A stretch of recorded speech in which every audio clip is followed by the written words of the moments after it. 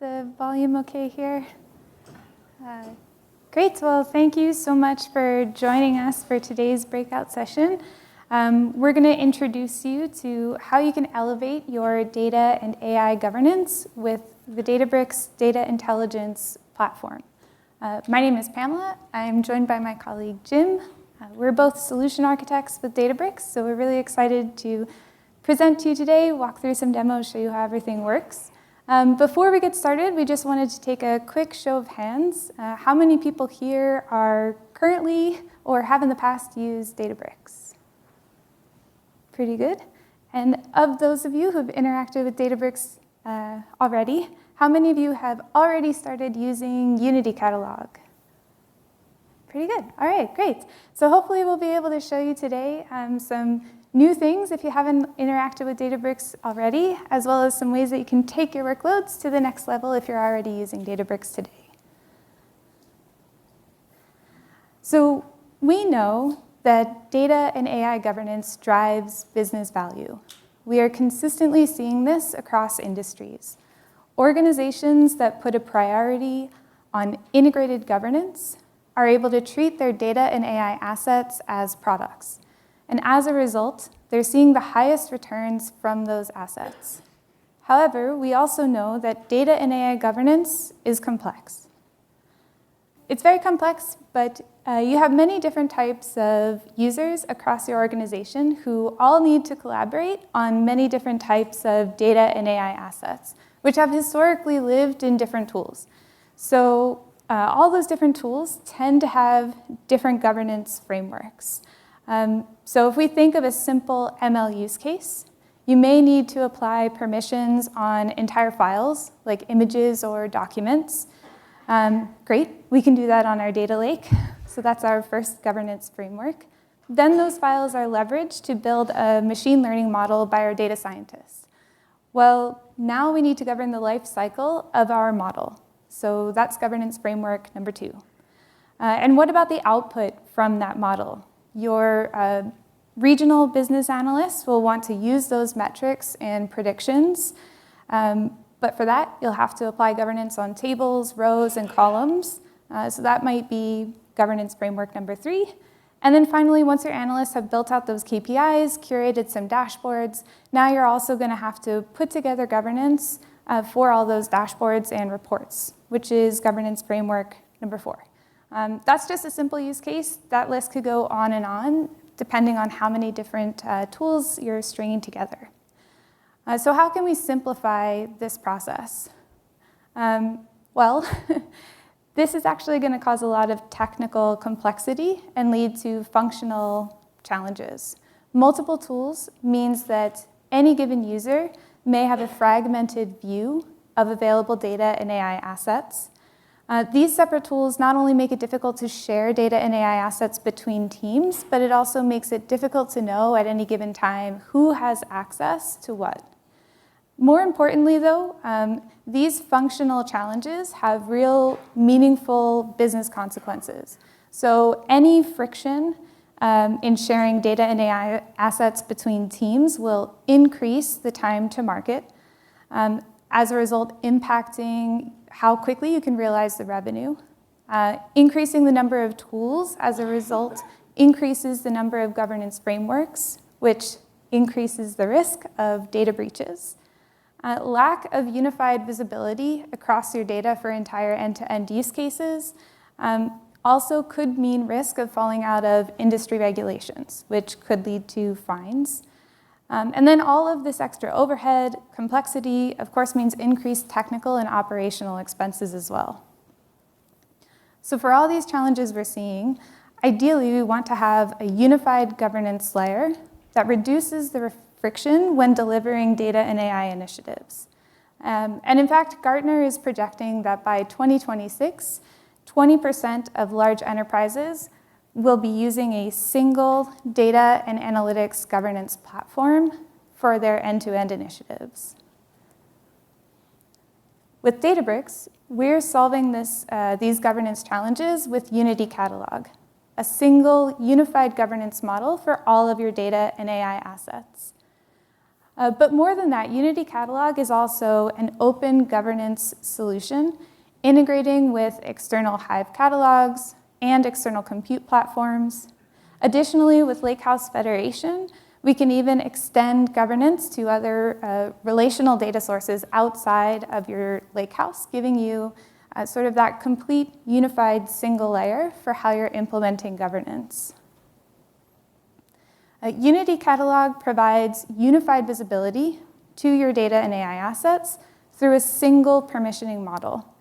And it provides integrated support for your DevOps and model processes.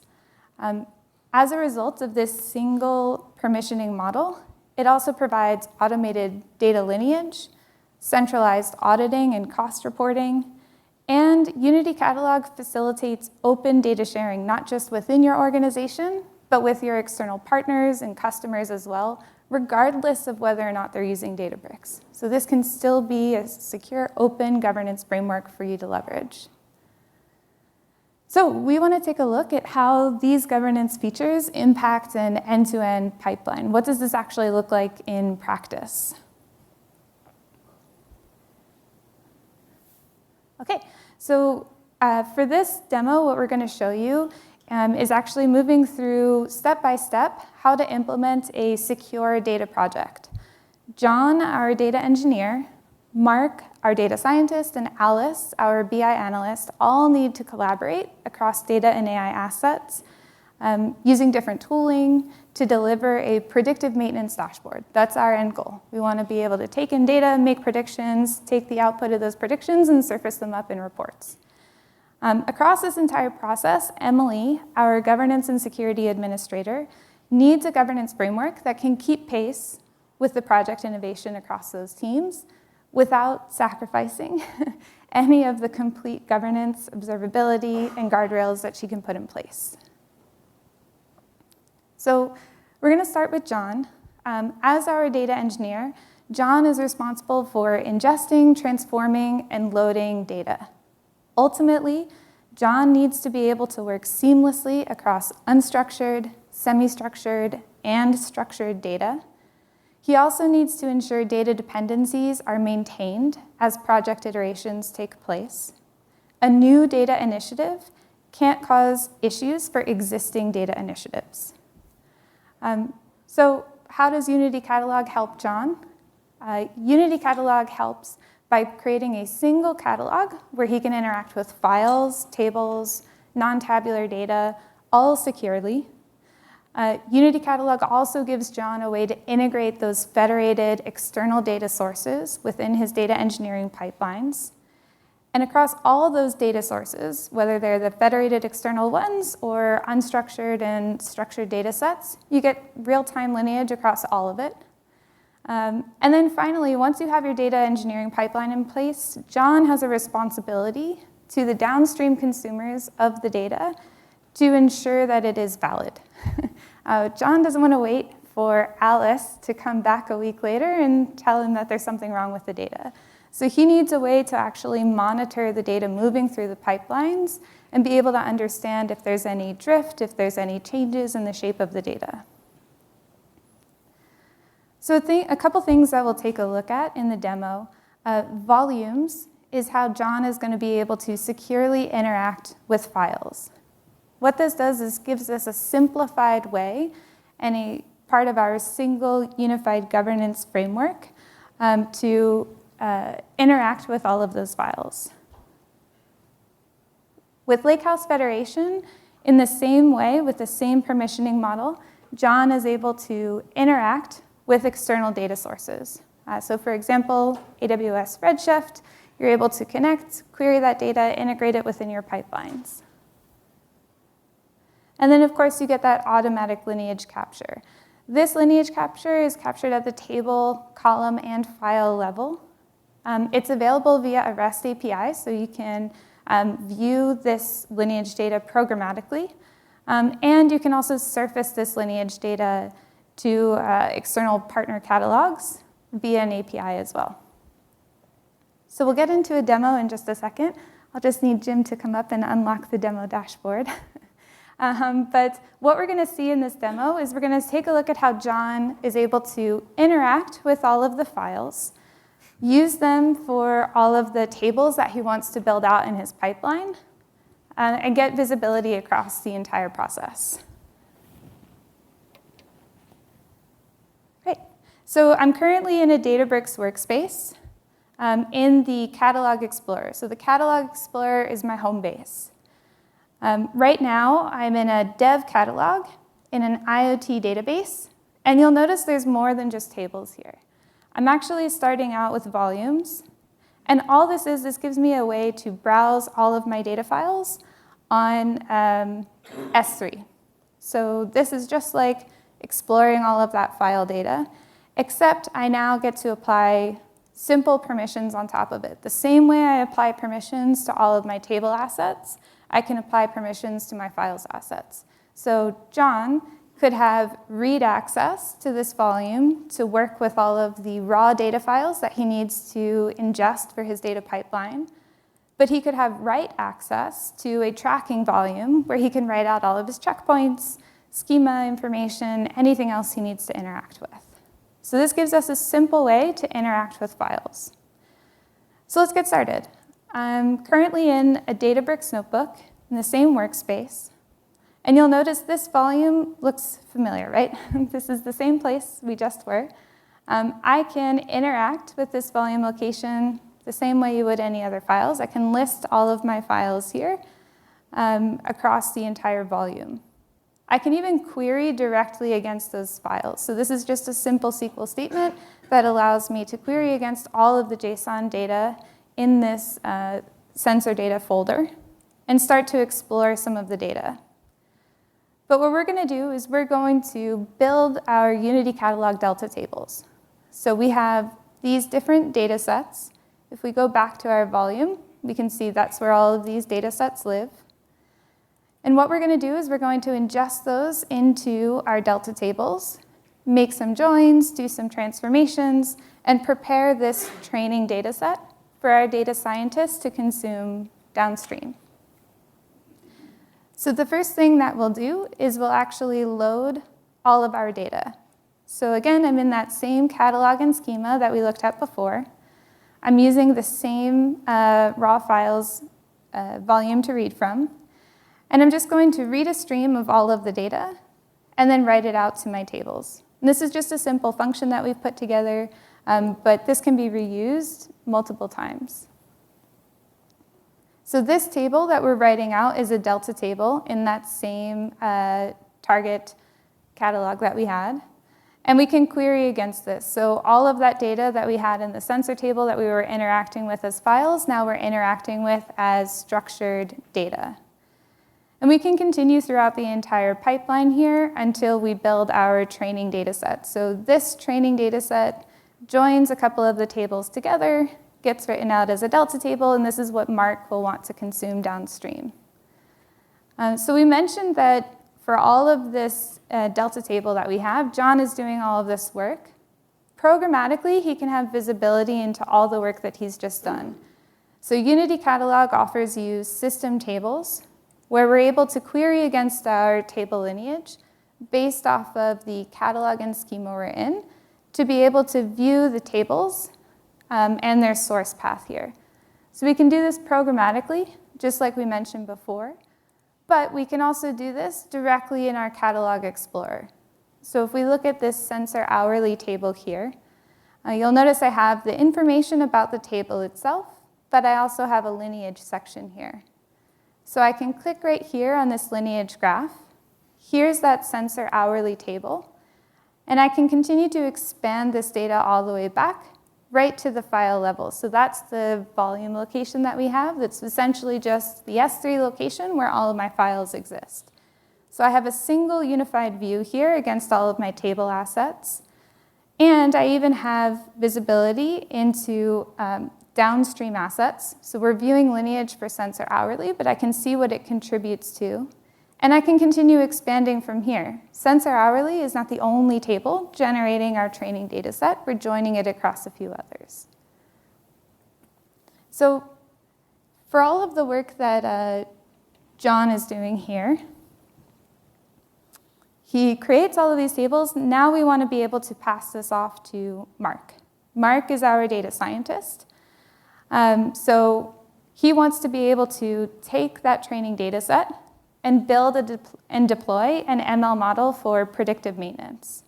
So across his data science projects, Mark will need to be able to leverage subsets of real data, whether unstructured or structured, to build and track feature sets.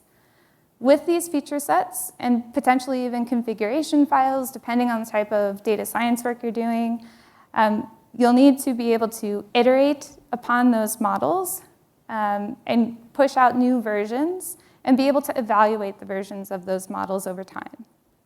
Unity Catalog helps Mark in a few ways. So with Unity Catalog, we can register feature tables. So all of the work that Mark has been doing to curate the data sets that will get fed into our models for training can be registered and tracked within Unity Catalog. Again, Mark can benefit from interacting with files just the same way as John did, particularly in some of those large language model use cases where you're working with unstructured documents or images. Once we have our model, we need a place to register it to make sure we're granting access to that model for those who should be able to interact with it. So we can register our models in Unity Catalog as well. And then Mark also has a use case for Lakehouse monitoring. He needs to be able to know if there's drift in any of the data sets feeding into his model, but he also wants to know if there's drift in any of the predictions coming out of the model itself. So we need to be able to view all of this information together.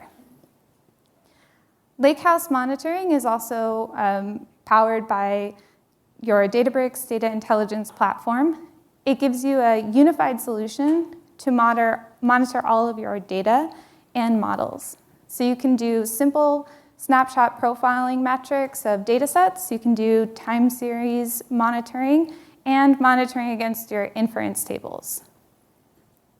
So now we're going to take a look at a demo of what Mark is going to do. He's going to take that same data set that John created. He's going to build out the feature tables and start developing and leveraging his model. And what's unique about this is, remember, we're reducing those friction points. So Mark doesn't have to go to another data platform. He can use all of the same data sets that John has created using the same unified governance framework. So we'll just pop over here. And now I'm in a Databricks notebook. I'm now Mark, our data scientist. And you can see he's interacting with that same catalog and database that John had interacted with. This could be different. In this case, we're keeping everything in the same place, but you could very easily facilitate cross-catalog and cross-schema access as well. But right here, Mark is going to read that turbine training data set. So this is the same data set that was prepared for him. We're not duplicating any data. We're going to view all of that data here, and then we're going to start preparing the data. We can do distributed pandas work with PySpark on pandas, do some simple things like dropping columns, getting rid of null values, and then we can start to create our feature table that will be used in our model development. So here we're using the Databricks feature store. We're going to register this table in the same Dev and IoT catalog, just like we did all of our other data sets. We're going to set some primary keys, make some columns, and then write out our table here. This entire feature set lives in our catalog right next to all of our other data sets. So here we can see those primary keys that we set in our code. We can see the comma that we put, or the comment that we put together here. And when we look at lineage, we can see this as a part of our compound lineage, including all of the upstream work that John had executed. So from the files that created all these input tables, we're able to get all the way down to our training set here. So once we have our training set, the next thing that Mark wants to do is he wants to develop a model. He could open his own notebook and start developing this himself, but we're going to fast track things, so we'll just use an AutoML experiment here. So once you create an AutoML experiment, you'll get a form like this, where you can choose compute, you can choose an ML problem, and then you can browse for data. And the data that we're going to browse for is directly within Unity Catalog. So the same feature set that Mark just created we'll access to start building out this model. We're going to target our prediction target for the abnormal sensor, set up our evaluation metrics, and I won't run this one here. I've already run one. So our completed evaluation here gives us all of the runs that we have. It gives us a data exploration notebook for all of our data to be explored with. And then we have our notebook for our best model. So the best run based off of the F1 evaluation that we had is here. And rather than give you a model, we give you the notebook. You can take it, you can iterate on it, you can change all the code however you want, and then you can use it to build your own model. So this notebook here, I've just cloned. So I have a clone of this notebook. You can see it does all the work for me on top of that Unity Catalog data set that we just interacted with. So it takes all of the numerical columns, categorical columns, does pre-processing, and starts doing the initial training for me based off of the type of model development I want to do. But the real key thing here is inference. If any of you had used AutoML previously or MLflow within Databricks, you know that you would have registered your models in the workspace model registry. You can still do that. Don't worry. But what we're going to do here is we're actually going to take this best run, and we're going to register it in Unity Catalog. So this run for this model is going to live in that same catalog where all of our other file and table assets live. So if we look back over here in our catalog, you can see not just the tables here, not just our volumes of files, but also models. So this sensor ML model here, this is that model that I've just registered. I can view all the information about this model here, including the run that produced it. We can iterate on versions of this model registered in Unity Catalog. And then directly from here, I can even serve this model. This serving endpoint is a serverless REST API endpoint that scales up and down. So it can scale from 0 to accept all the REST API endpoints that we have coming in. So we can configure a new serving endpoint based off of this model. You'll get a form like this. You can give your endpoint a name, select the model. So this is that same dev IoT sensor model we just created. Select the version of the model. And just to note, not just CPU models, GPU-based models as well. And you can even do some load balancing here. So we could add multiple versions of this model if we wanted to, and actually split the traffic between them for our endpoint here. We're just going to keep it simple for this demo. Once you create this, you're going to have requests coming into an endpoint. And you want to probably have some way to monitor all those requests coming in and the results going out. So we can actually enable this inference table here. If we enable this inference table, all that data lives again in Unity Catalog. So we can select our dev catalog here.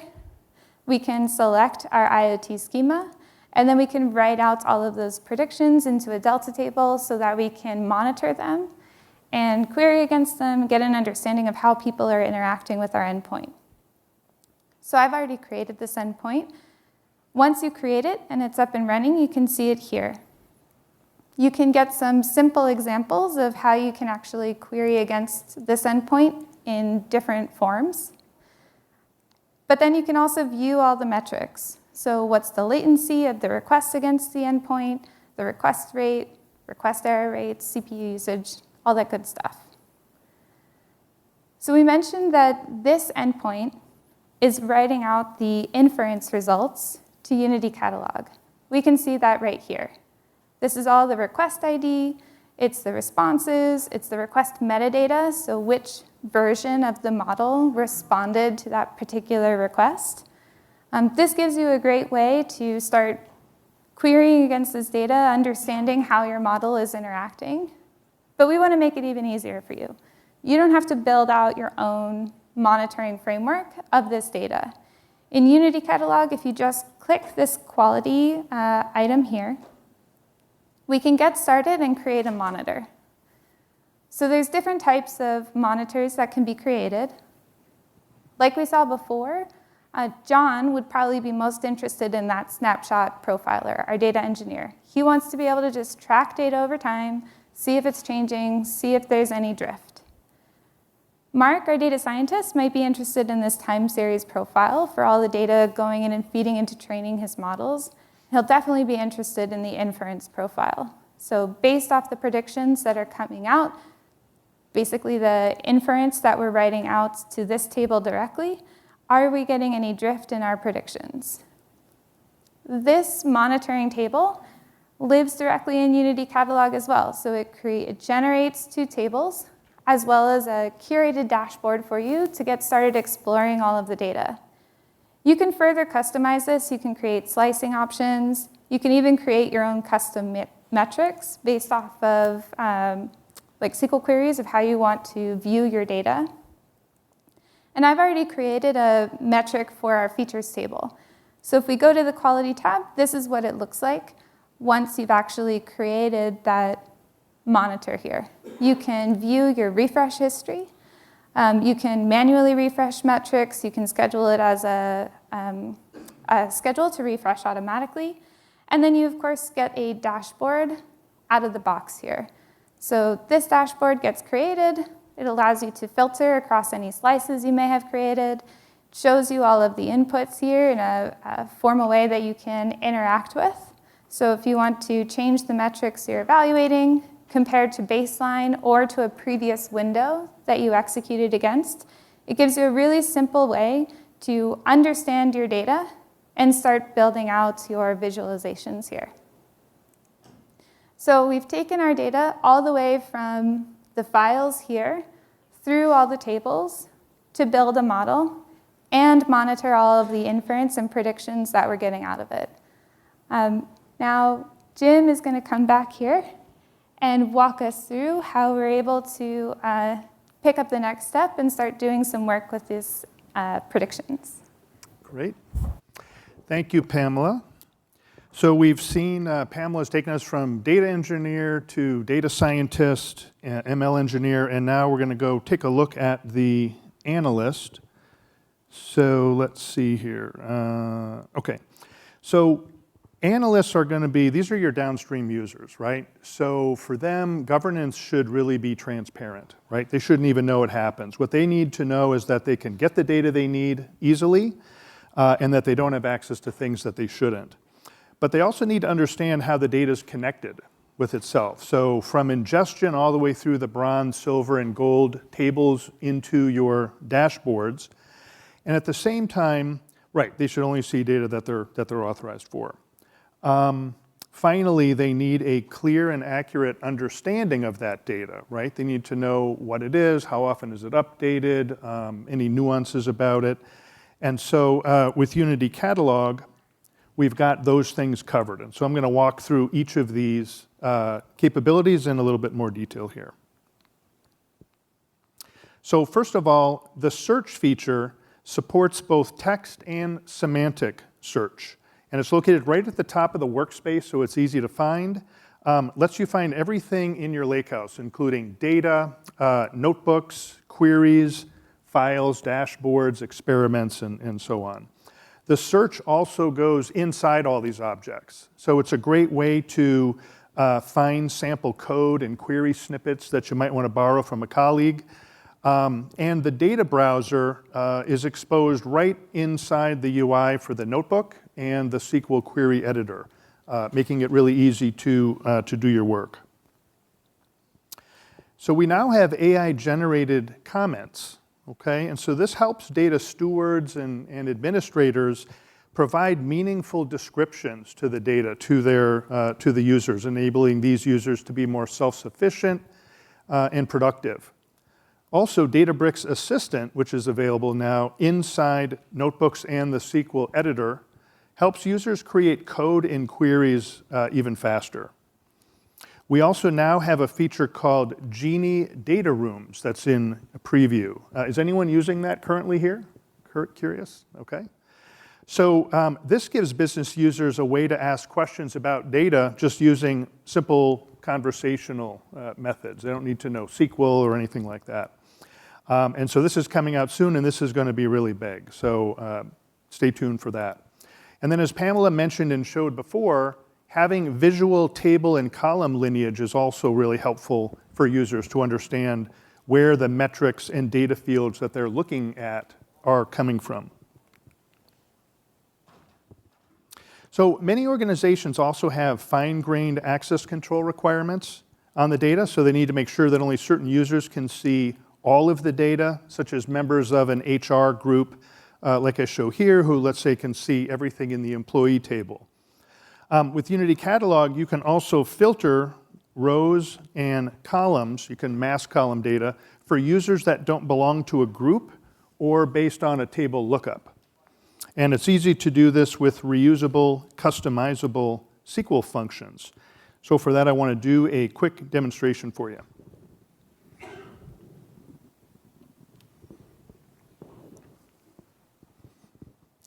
Okay, so we'll start in Catalog Explorer again.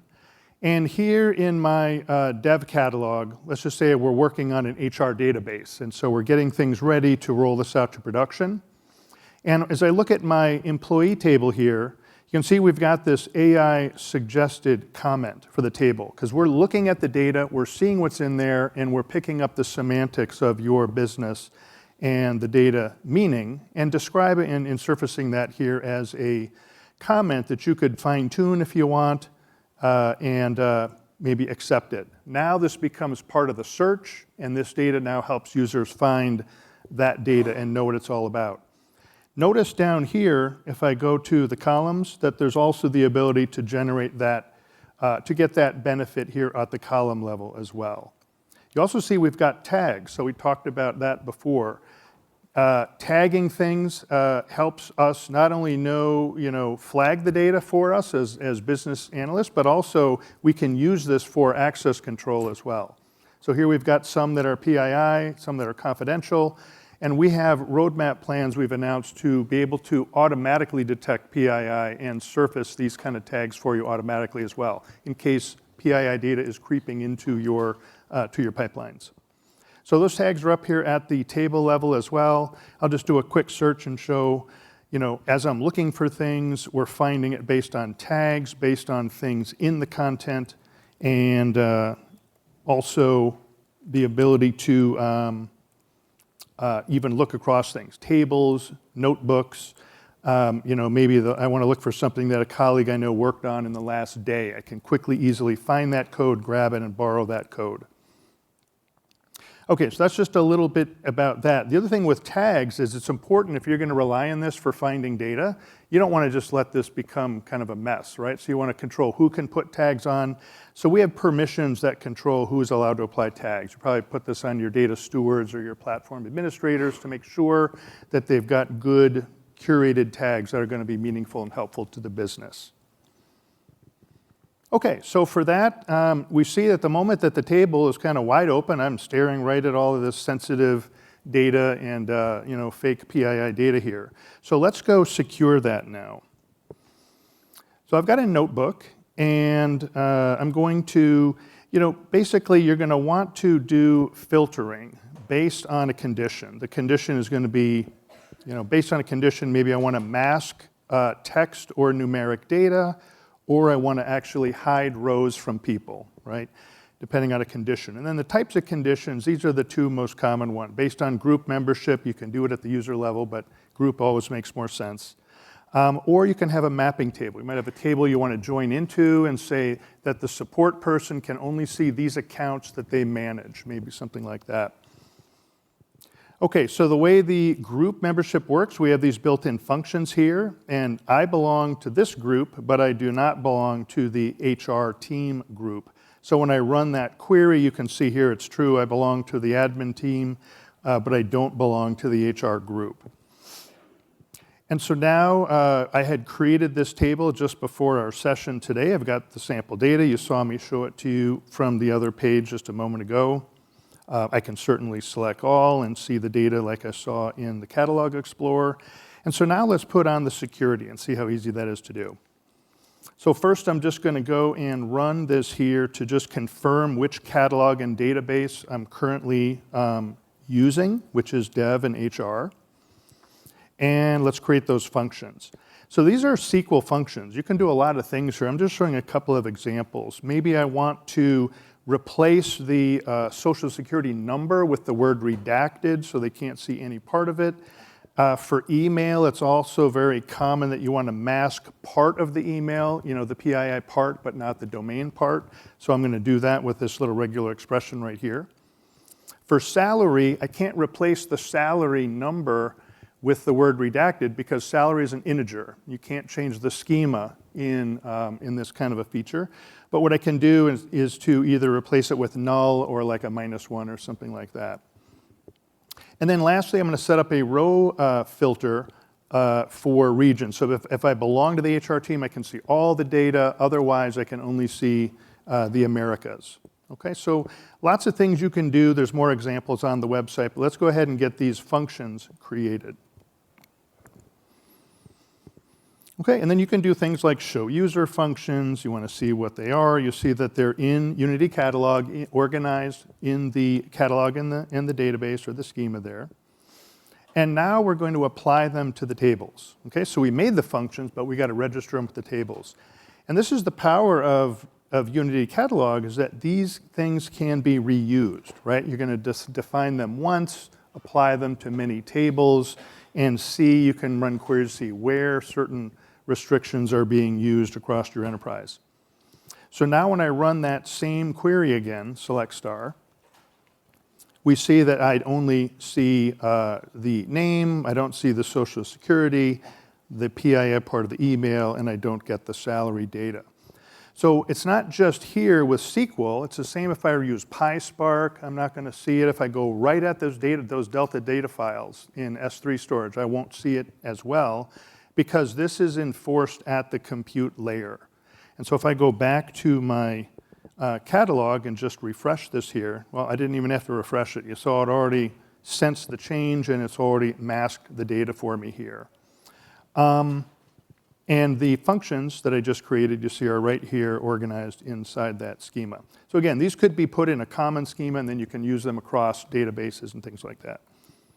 Last thing I just mentioned, you may know that we already can do this kind of a thing with what's called a dynamic view. That's on the website prior to Unity Catalog. But the problem with these dynamic views is that you have to make a view. You didn't want to make a view, right? You wanted to have a table that is aware of who should see what data in that table.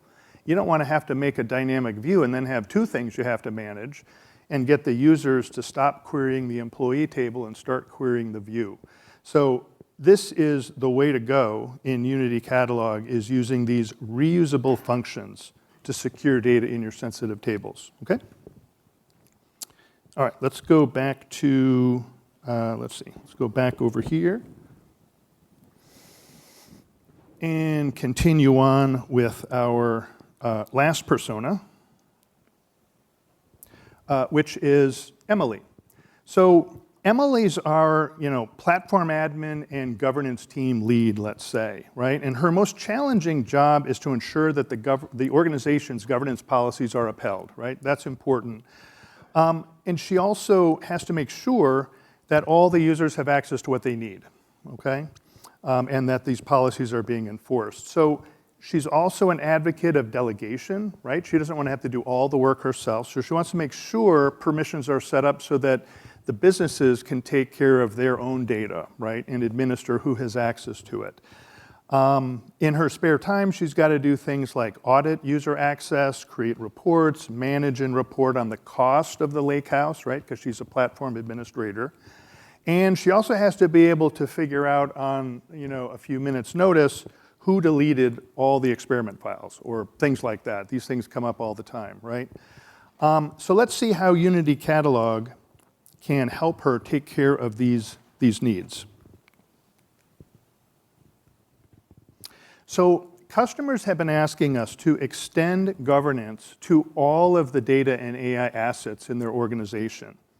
So beyond just tables and databases, now with Unity Catalog volumes, Lakehouse Federation, ML Ops integration, and column and row security, you can have a single pane of glass that lets you control and audit access to all of your data in AI assets. And this includes raw files in cloud storage, external databases like Redshift and Postgres, notebooks and dashboards, and all the artifacts around your AI initiatives. To organize your data, Unity Catalog uses a three-part namespace, which you've been seeing, in the demos.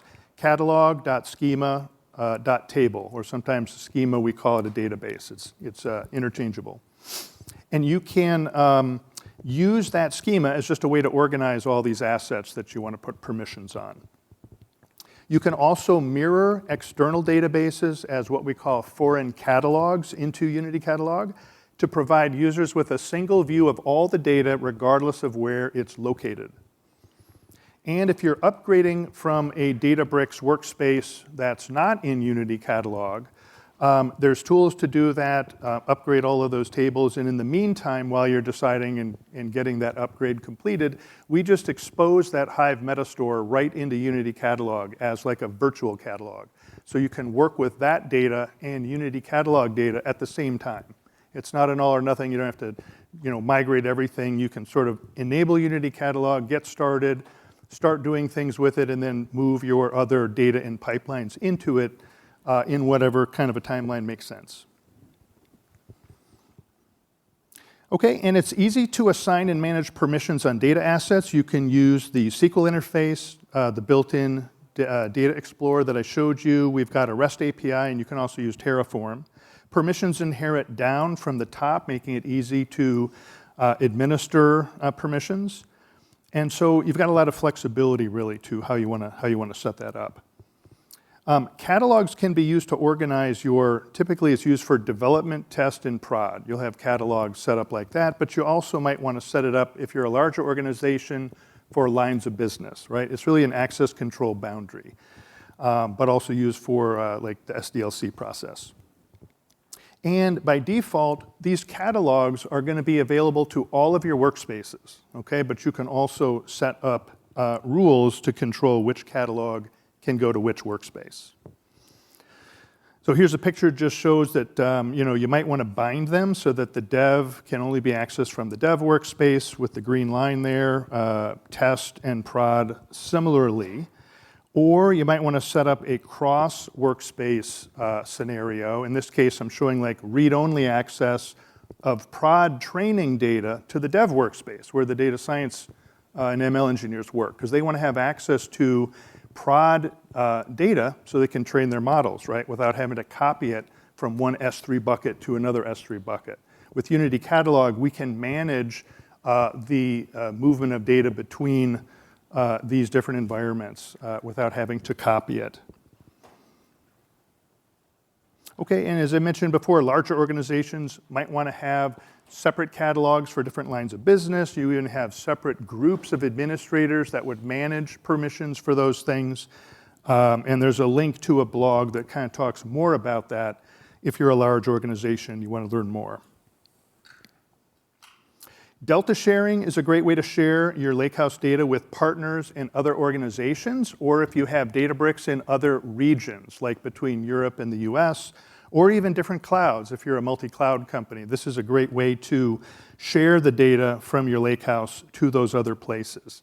And it's a hosted service that we provide. It doesn't cost you anything to do the sharing because we're sharing files directly from cloud storage. And so this simplifies things. You don't have to set up like FTP servers and all of that business. So this is just a simple example to show you, if I'm sharing with let's say an external nonprofit company that doesn't have Databricks, I just create what we call a recipient. I then select all the data or notebooks that I want to share with them. And then we generate a sharing token, which I deliver to that organization, and I can control which IP addresses can access it. I can set expiration dates on it, and I can rotate the token to ensure I've got good governance over that shared data. Okay, and finally, Unity Catalog system tables. They provide a means from which to monitor and allocate your costs, to audit user access, and to better understand how the business is using your data and AI assets. So this QR code here, if you have Unity Catalog, is a great one to grab a picture of. This will take you to a page where you can download that dashboard that I'll show you in the demo, and just load the dashboard in. You've got all these free queries that go against the system table, and you can immediately start looking at your own data, show your management team what you learned when you came to Vegas. So a couple examples here, and then I'll do our last live demo, and then we'll have some time for questions too, I think. So let's see. Billing schema lets you track the costs. It's a great idea to put tags on your resources. Like here, I've got an example where I put a tag called Cost Center, and that way I can track the compute and see which team is using and allocate that to the different departments. You can also set up alerts to catch unexpected costs that are trending up, and then take preventative action to make sure that doesn't happen again in the future. The audit schema captures every event in the system. There is a tremendous amount of data that is being captured here. We do all of this automatically for you, and then we're sharing this data back to you through these tables that you can then query. And the latency is like within 5 minutes or so. So as soon as something happens, that data becomes available for you to see and do alerting on. So like in this example here, I'm looking to see who deleted my notebook, and I see it was my colleague Pulkit who did that. And lastly, you can use system tables to track what's being created by whom, as well as to answer questions like who has access to what, and what does this user or group have access to. Okay, so let's do a quick wrap-up demo here, and then we'll be finished. Okay.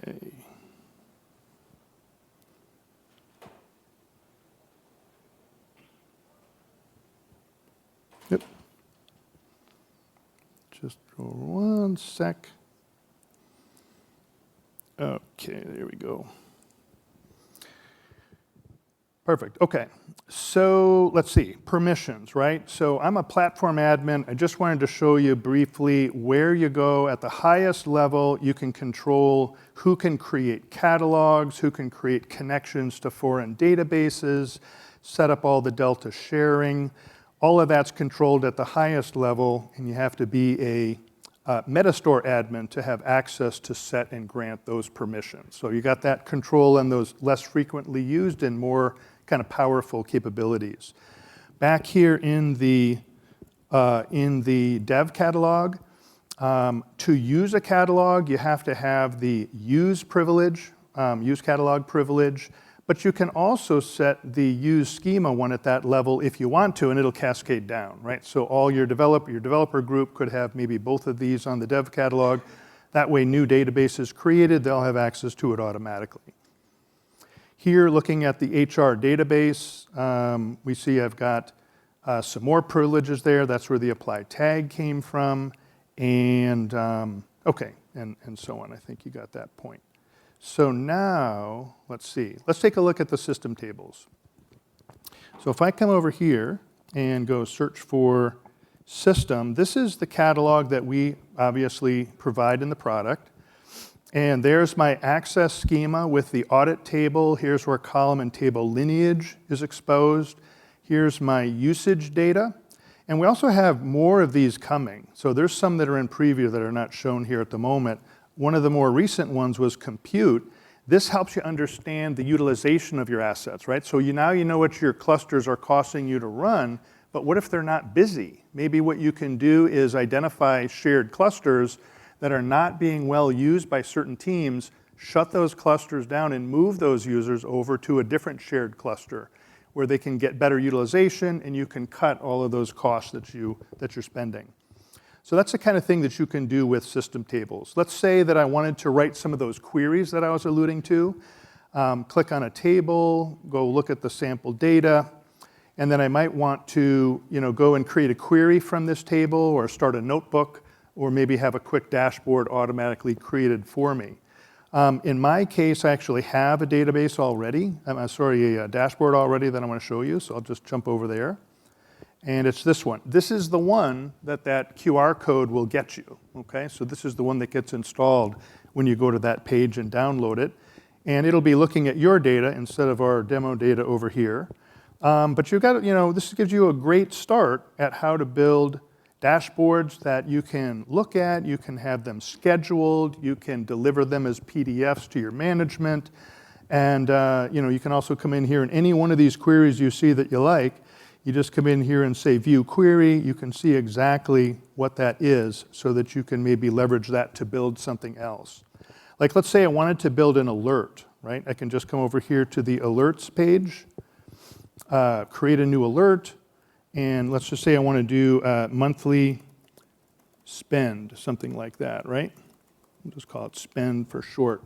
If I have saved a query like that, like the one before that I showed you, like this one, I can just click on that and go and build a query that will maybe say, find all my, if my spend per month goes over 1,000, I want to know about it. And in this case, we have gone way over. So the thing will be triggered. Actually, I was going to change this over here to the sum of the cost, actually.